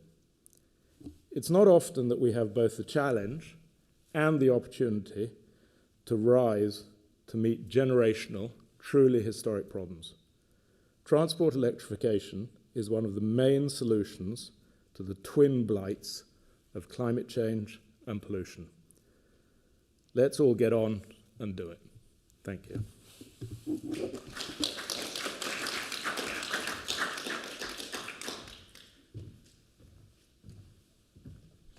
Thank you, Maurice. Let's see what questions the audience have got for you. So number one here, how do you assess hydrogen fuel cell technology on a commercial level in terms of pricing compared to electric vehicles? Is it possible that this technology will be displaced by EVs as its drastic challenges could make this industry more expensive? It's a different market. So while electric power distribution for charging is growing rapidly, inevitably it has its challenges. They are a fraction of the challenges of getting hydrogen to site. So hydrogen makes sense for very energy-dense applications, LGVs, trains, conceivably shipping, which are more depot-based, and you don't have to distribute fuel widely, and where batteries make less sense. Thank you. And another one here. How do smaller, young charging providers compete with the likes of Shell and BP, who have more capital to invest? That's an interesting one. Let's just say that very, very large companies aren't always the ultimate winners in races in new technology. I mean, look, it's a big market. There's plenty of space for plenty of people. At this point, cooperation benefits everybody. I mean, the rising tide lifts all ships, as the expressions go. That's great. Thank you very much, Maurice. And we'll come back to you shortly when we come to the full panel at the end. Next up, we've got Katie Black, who is head of the Office for Zero Emission Vehicles. In 2021, Katie is celebrating her first decade working to tackle climate change, of which she thinks electric vehicles are definitely the coolest part. And of course, I couldn't agree more on that. Those of you in the audience, do get sending your questions in now, as Katie will join us on the stage.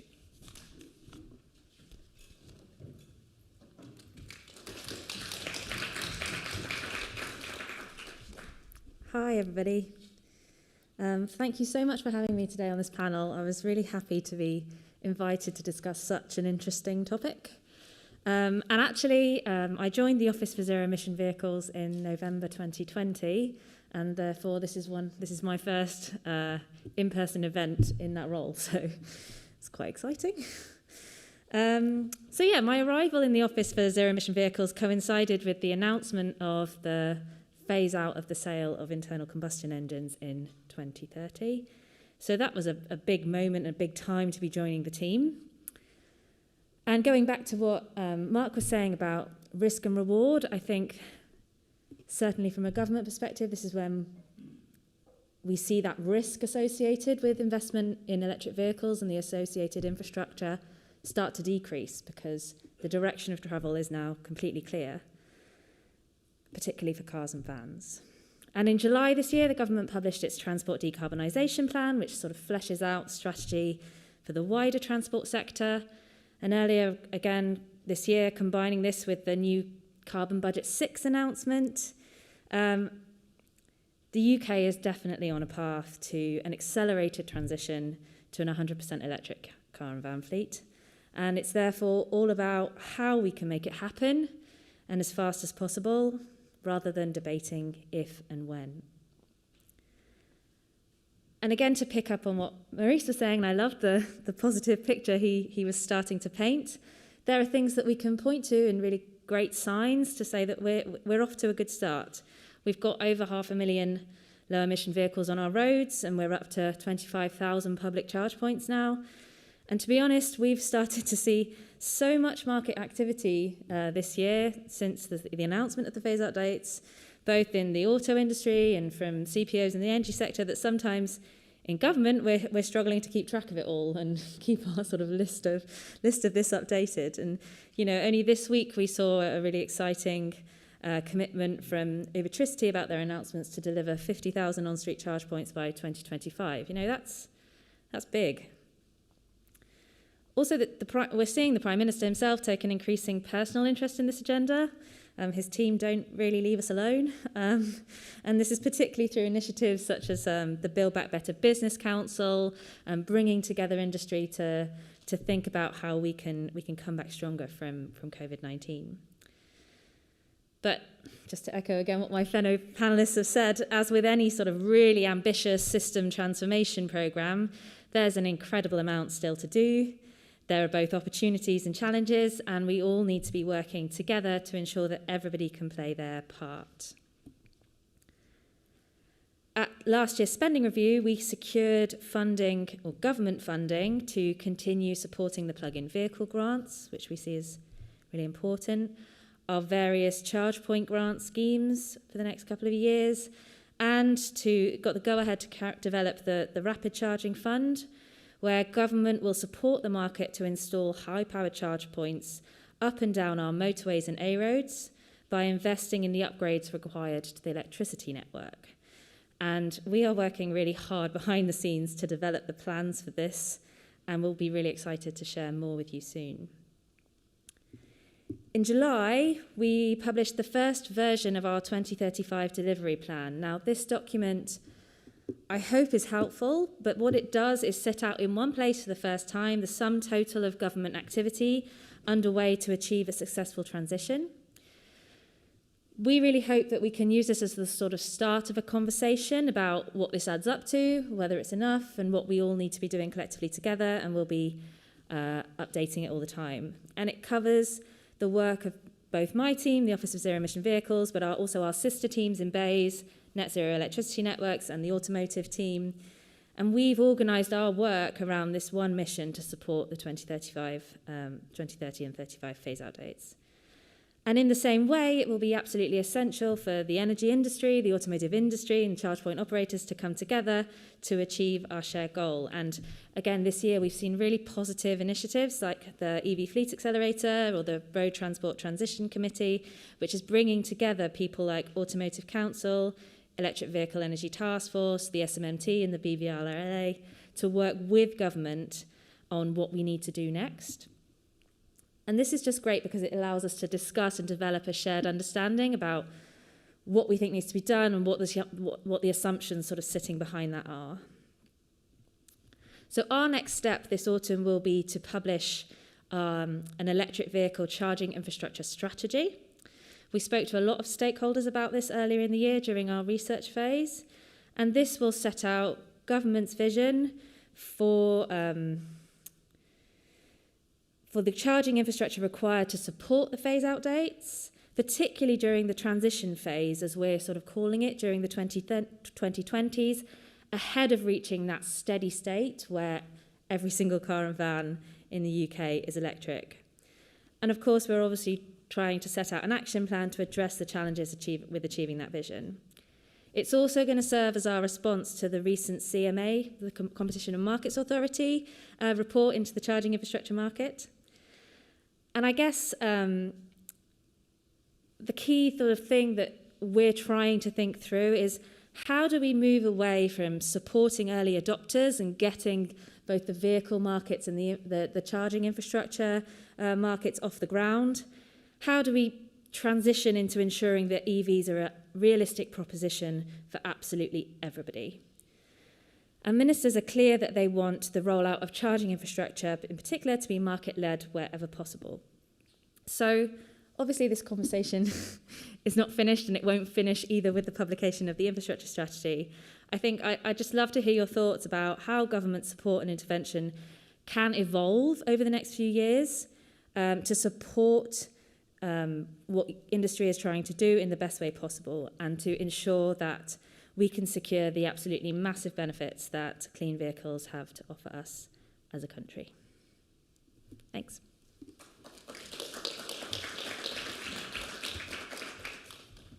Thanks very much, Katie.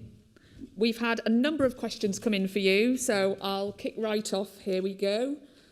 First one is, how will UK government ensure that rural areas will equally benefit from UK government investment in rapid charging? It is the rural areas where the commercial business case might not stack up and private investment might deem too risky. Yeah, we're really aware of that. At the moment, most of our charging infrastructure funding is available on a demand-led basis, so it's really up to the local area to come forward and apply for that funding to support charge points in that area. And obviously that's open to all areas of the country. So that should make the sort of funding charge points easier from that perspective. At the moment, we're covering up to 75% of the capital costs of on-street chargers, for example. Again, that might work for the early stages of a market, but it's one of the things that we're very much thinking through and conscious of as that starts to move forward. So there's not much more I could say at this stage, but it's very much on our radar, and it's one of the key things that we're thinking about. Much as people often compare it to the sort of broadband rollout, much as government really needs to think about how rural areas are catered to in broadband, I think we see similar challenges associated with electric vehicle infrastructure too. Thanks. And another one here. What steps have the government taken into investing into battery recycling facilities? I'm not sure on the specifics of that, to be honest. That's not my team. So we do a lot of work with the Faraday Battery Centre, and all the sort of programme of innovation that they have. That's more of something that the Bayes Automotive team look at than us. But again, particularly for our ministers, it's a real priority to make sure that we really are making the transition to the cleanest possible vehicles, not just vehicles that have a cleaner in some aspects. So sorry, I can't give more detail on that. No, that's great. That's great. And finally, do you think grants that are currently available are enough to incentivise EV adoption for commercial vehicle fleet operators?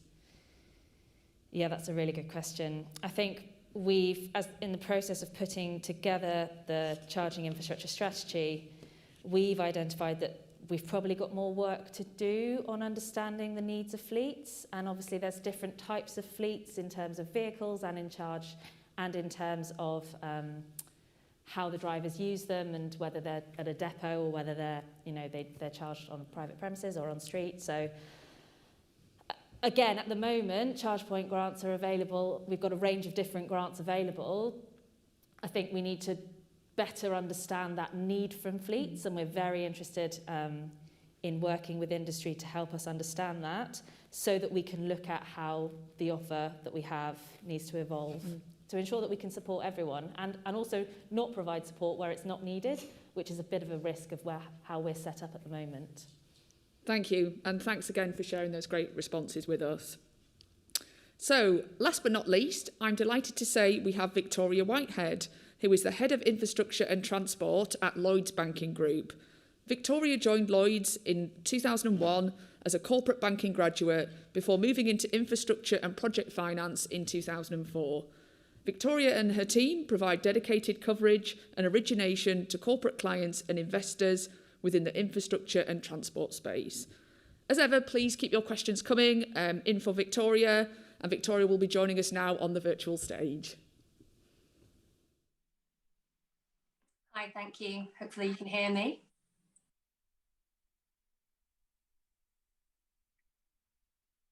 So many thanks. I am delighted to be here. Like my other panel members, I say thanks to the organisers, and I'm sorry I'm not there in person, but it's great to be here virtually. Thanks, Michelle, for the intro. I did want to use this 5 minutes to further explain my role within Lloyds and give an overview of what we're doing in the EV space, and also explain how we're looking to deploy capital ourselves in the sector. So I head the infrastructure and transport team, as you know, at Lloyds, and I sit within our corporate bank. And as mentioned in the intro, we specialise in providing banking services and finance to all clients across the full infrastructure and transport landscape. Specifically, I cover airports, ports, passenger transport, which would be road, rail and buses, automotives as recently as June, as well as construction and concession-based finance. And now some of the new energy transition sectors that are really creeping in. And I suppose my biggest call out and where I kind of spending my most time is in EV charging infrastructure at the moment. So we definitely see that one as very active. Just in terms of Lloyds, I'm sure the audience will be familiar. Obviously, we've got a high street presence with the largest UK bank. We have a very clear group strategy to help Britain recover, and importantly, doing so in a sustainable way. You know, and that's been really reinforced as a strategy by the 10-point plan in November, where, you know, many of the government kind of strategy and ambitions are mirrored by our own, in particular, as Kate mentioned, you know, build back better and greener. We have set ourselves as a group a very ambitious goal to reduce the carbon emissions we finance by 50% by 2030. And, you know, not all sectors will achieve this easily, but it has thrown a real spotlight on the transport sector, recognising that it's the largest emitter by sector in the UK at 27%, and of that 55%, you know, comes from, you know, car emissions. I think the 10-point plan really has identified the acceleration to zero emissions as one that can stimulate, you know, job creation, stimulate research industry, cut emissions, and allow us, you know, to continue travelling. It ticks so many boxes for us here at Lloyds that, you know, it's definitely an area where, you know, there's a lot of attention. And I suppose from, you know, from my perspective, it's an exciting time to be involved in infrastructure, as well as being a very busy one.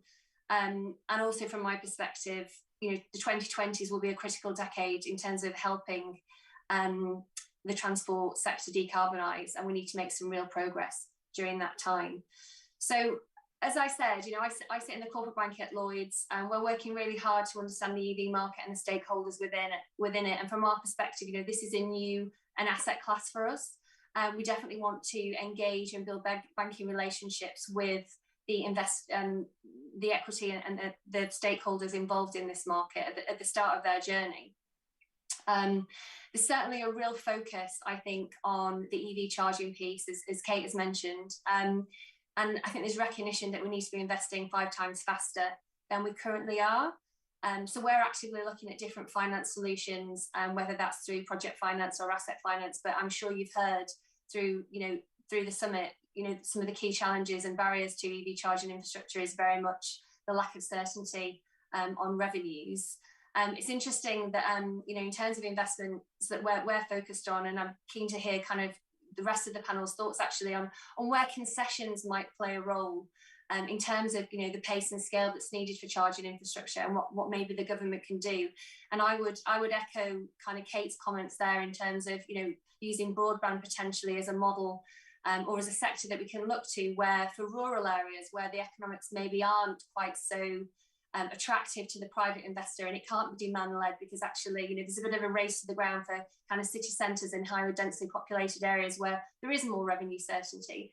I really welcome the thoughts of the rest of the panel in terms of, what role concessions might play. And that's certainly an area where we think there could be investment opportunity from a senior debt finance perspective. The other area that we're very busy on at the moment and active in, moving away from cars, is also the bus sector. That is one where, it has been an early mover or an early winner in terms of electrification, and that's possibly largely driven by the government subsidies that are available. But we're working very hard with bus operators, manufacturers, and charging infrastructure specialists in that area, where we see, there's still a lot to do, but that transition has started to happen. There's still only 2% of buses in the UK that are electrified, but it's certainly on track, and as I say, an early mover in terms of electrification. I think that another area where we're very focused on it, and Kate mentioned it as well, is through fleet. We really see that can be a catalyst for the EV revolution, to be open with you. I think the majority of new cars, I think 56% of new cars tend to be acquired by fleet, and then they roll off in the creation of a second-hand market. So, that's something that we are also focused on, and believe that there could be EV charging infrastructure opportunities there, because, it's going to be some of the large corporates that really drive that space and transition their vehicle fleets.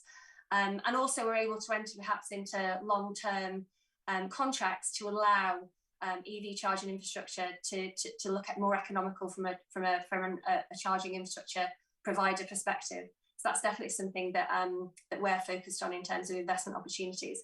And then, that kind of ties in quite nicely with another area that I wanted to mention within Lloyds, and that's a key subsidiary, which is Lex Auto Lease. So we're remiss to not mention them in this forum, but Lex is our in-house vehicle lessor.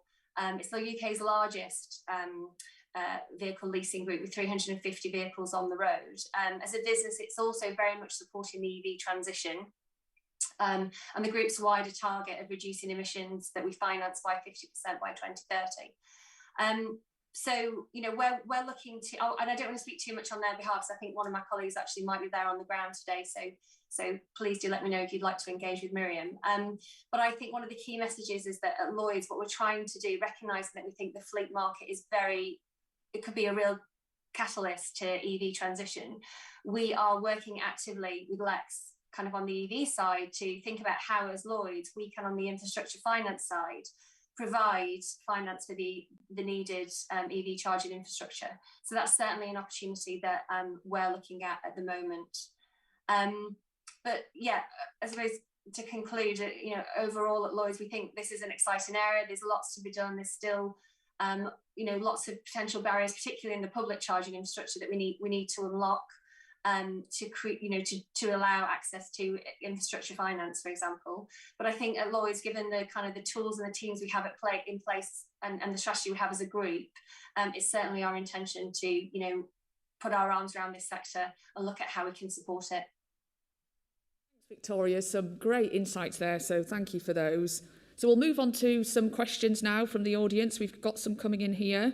So you mentioned there cars, buses, but how much investment is being directed towards the likes of e-cargo bikes or electric motorcycles in tandem with these other vehicles? Is that a sector which Lloyds are keen to invest in? I think we really are keen to invest it. And I think actually the COVID pandemic has really thrown a spotlight in terms of the use of two-wheelers in the kind of e-mobility solution. So actually we have had a couple of conversations potentially about two-wheelers, and I won't say too much about that, but we definitely see that there's a role in the whole e-mobility piece. And that's really been, from my perspective, that's been pushed forward because of the pandemic very much, and people's attitudes towards travelling and commuting either end of maybe their kind of public transport journey.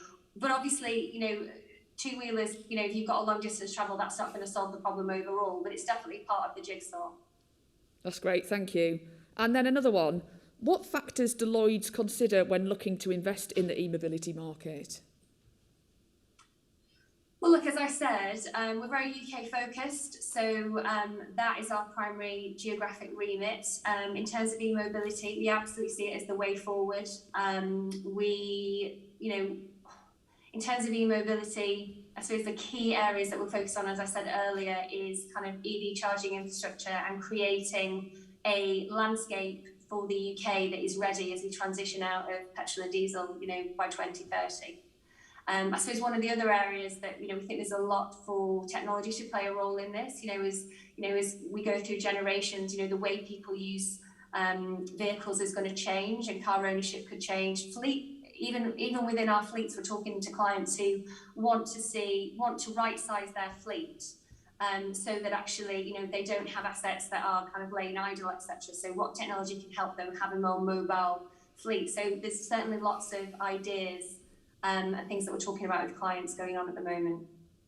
Thanks very much, Victoria. So now we're going to open up the discussion to all of our panellists. And Mark, as our keynote speaker today, can I ask you to kick off the discussion by asking a question of one of your fellow panellists? Michelle, thank you. With pleasure, yeah. I'll ask Maurice. When I talk to investor clients, one of the things that they get worried about the sector is potential technology risk, and it's a big area. But have you got any thoughts on how to mitigate that, or how you deal with technology risk in this sector? Sure. It's a very interesting sector because it's a mixture of traditional infrastructure in many ways in an emerging market, but also technology. And I think, like a lot of infrastructure was the sort of last shore that was reached by the tide of the technology revolution in many ways. And it's very hard to do infrastructure without technology. I think what you can look at, though, the mitigation, is that the core asset is the land, from a charging infrastructure standpoint, is the land and the power. The box that sits on top of it has got two parts. It's got the electrical engineering, which, with respect to electrical goods manufacturers, is not hugely complex. It's fairly established stuff. People do cleverer things with it. Some are better made than others. The user interface is better than others. The second part is the software. And a lot of the change and the technology risk is around the software. So plug and charge, which is something that anybody who drives a car will know about, electric car will know about, that's software. And so it's how you get comfortable that your provider can accommodate the change in the software environment, I would say. But I think it's a common thread in many areas of infrastructure now. And Maurice, would you like to go on to ask another question of one of your panellists? Sure. I'd be interested for Victoria, who's sitting in the hot seat there, signing the loan applications. I'd be interested for her perspective on exactly that question, the technology issue, and the extent to which it's at Lloyd's seen as an issue. It's something you're looking at still. Are you comfortable with it? Where do you see the issues? Yeah, I think it's a really good question, Maurice. And I would say when we get asked about kind of appetite for long-dated finance on EV charging infrastructure in a public context, I think the two key risks we identify is obviously kind of demand risk and technology. I think until we know a little bit more about it, to be open with you, I think that kind of makes long-dated finance tricky within the technology side. I think that at the minute, the key barrier that's kind of preventing kind of further investigation has kind of been the revenue uncertainty. And as a kind of a project financier of old, you'll kind of recognise that does kind of is a major preclusion. Look, I think on the infrastructure side, I think it is a concern for us. I think we hear that obviously kind of the rapid charging that's coming in, and obviously important for kind of certain areas like motorway service stations, etc., and key destinations. We are going to be thoughtful about how quickly does that need to be renewed, and to keep up pace, how quickly will it become outdated, how quickly will a rival better product kind of co-located nearby mean that the infrastructure that we've financed will become redundant and the revenues will be reduced on it, etc. So I'm not sure. I definitely would concur with you that it's kind of a risk and it's something that we're focused on. I'm not sure we know the answers. I suppose monopolies could help in that, and understanding kind of feeding into any base cases the cost and making sure that they're adequately provisioned for in terms of cost of replacement would be one area in which we could kind of try and mitigate against it. But that would only really work if there was a monopoly there for the charge point operator, as I said. Thanks, Victoria. And do you have a question for one of the panellists here? I do. So I suppose I asked it actually in my preamble, and I kind of touched upon it a little bit. We are, thoughtful about kind of rural areas, and also areas that are kind of, not hotspots for charge point operators because the economics don't quite stack up, and areas of more social deprivation that at the minute might not have access to e-vehicles. I suppose my question maybe to kind of Kate and maybe Mark and Maurice really, what role do you feel concessions could play to really help create, scale and pace in those areas and make sure they're not left behind? Katie, do you want to take that Maybe first? Kate would be the best person to ask first. Yeah, it's an interesting question, Victoria. And I think it's too early to know the answer. Is the honest the honest way I would put that. I mean, it's. I think at the moment as government, we're just really focused on, as I said, how can we shift from that supporting the early market to ensuring that we're letting the market step in and deliver as much as possible, and therefore where will we need to sort of step up and complement that to make sure that no one gets left behind. Yeah. Would you like to add anything else? I'll have a go at it. It's interesting. I mean, I think there are analogies with broadband. We were talking about, Kate and I, briefly about this before we went live here. But they're limited. The fundamental difference is with broadband, you don't have the option. If you don't get broadband in the country, the alternative is lay fiber optic cable for miles at a cost of hundreds of thousands. If you don't have rapid charging in the country, what you do typically have in the country is more people with off-street parking.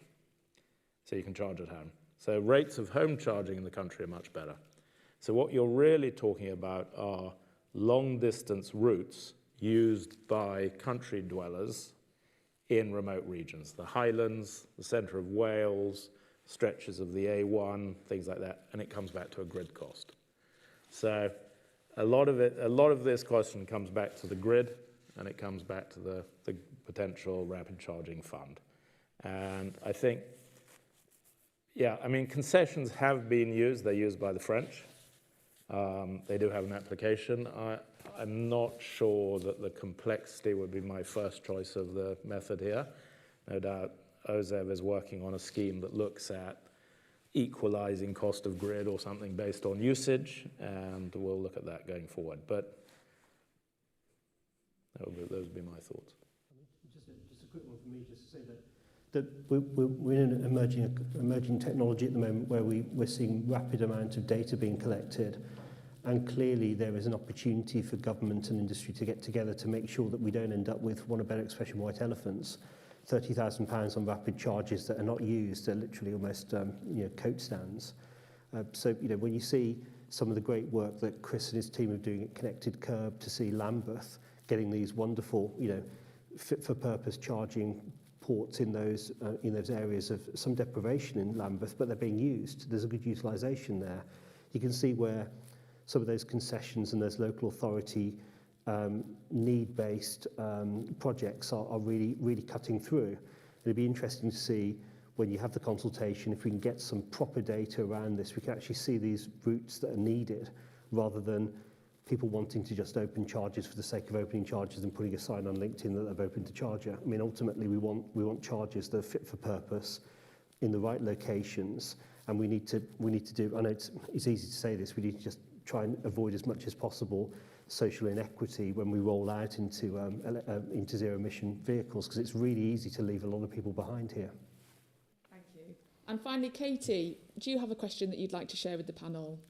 Yeah, I guess my question would be, what more could government be doing to help investors sort of see the value in investing in this, like to help the sector be perceived as really investable?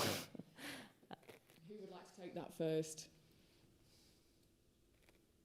I can give a very quick answer to that. I mean, I think it's just about consistent framework and not changing too much, refining at the margins. I remember when the solar grant was reduced, there were huge outcry. This is the end of the UK industry and so on. It wasn't. But equally, you can't change it too fast. I mean, the key is that we get the cars. Everything cars from the cars and the vans. We get the cars and the vans. There's a market. The investment will flow. That's my view. I couldn't put it better myself. Consistency is great. Creating a degree of certainty is great for investors, from my experience. Victoria, did you have anything more to add? Yeah, I think in terms of the policy, consistency and clarity, I suppose, I think Kate touched on it as well in terms of recognising, as I mentioned in my statement, the role that fleets can play in generating a cycle and bringing EV vehicles into a second-hand market, making that accessible to the public, etc. And looking, I think that there has been some buoyancy. I heard from my Lex colleagues that there has been some buoyancy in the car market, and that's likely been stimulated by benefit in kind and salary sacrifice schemes. We aren't quite seeing the same take-up on the van side because those kind of subsidies don't exist. But I think Kate mentioned that that's something that they were going to look at as an area. So I suppose, I'm sure my colleagues within Lex Auto Lease that have good real-time data, if you were going to engage, with the private sector, then we'd certainly be keen to do that. Thanks, everybody. And thank you to all of our panellists for that fascinating discussion. And thank you to our audience as well for all of your questions. Please keep those coming in throughout the afternoon. So we've been keeping to very good time today. Hopefully that continues. We now have a networking break and a lunch break. So please do take that opportunity to keep making those connections and see your fellow delegates in person or online via the EV Summit online platform. I should clarify, for those online, you can actually schedule meetings with one another via the platform. So please keep an eye out for any meeting requests that might come through, and also on your email, you might see a notification there. And of course, you can also connect on LinkedIn. So we'll be back this afternoon with more panels at 1:15 p.m. UK time. We'll see you then.